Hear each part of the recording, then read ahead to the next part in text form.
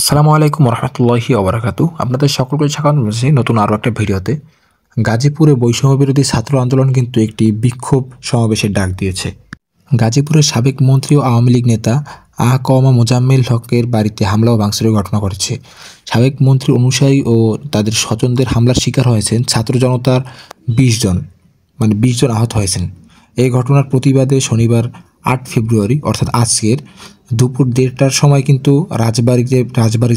রাজবাড়ির মাঠে বিক্ষোভ সমাবেশের ডাক দিয়েছেন বৈষম্যবিরোধী ছাত্র আন্দোলন। বৈষম্যবিরোধী ছাত্র আন্দোলন কিন্তু ভোরে তাদের যে ভেরিফাইড ফেসবুক পেজ আছে, সেই ভেরিফাইড ফেসবুক পেজে কিন্তু এই কর্মসূচির ঘোষণা দেয়। ওই পোস্টে বৈষম্যবিরোধী ছাত্র আন্দোলন বলেছে, গাজীপুরের বৈষম্যবিরোধী ছাত্র আন্দোলনের সংগঠকদের উপর আওয়ামী সন্ত্রাসী মোজাম্মেল ও জাহাঙ্গীরের চাপাতি বাহিনীর হামলার প্রতিবাদে আজ শনিবার বিশাল সমাবেশ অনুষ্ঠিত হবে। সমাবেশে উপস্থিত থাকবেন সারা দেশের আহমর জনতা, ছাত্র জনতা ও কেন্দ্রীয় নেতারা। এর আগে শিক্ষার্থীরা জানায়, শুক্রবার সন্ধ্যায় অপরিচিত নাম্বার থেকে ফোন দিয়ে মোজাম্মেল হকের বাড়িতে ছাত্র প্রতিনিধি আটকের খবর দেয়।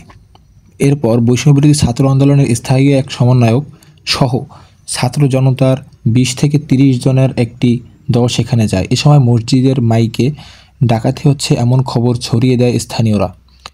পরে এলাকাবাসী ঐক্যবদ্ধ হয়ে ছাত্রদের ওপর চড়াও হন।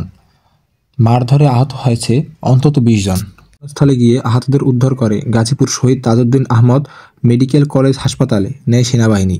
অবস্থা গুরুতর হওয়ায় ৫ জনকে ঢাকা মেডিকেলে পাঠানো হয়েছে। হামলার ঘটনায় রাতে বিক্ষোভ মিছিল করেছে বৈষম্যবিরোধী ছাত্র আন্দোলনের নেতাকর্মীরা।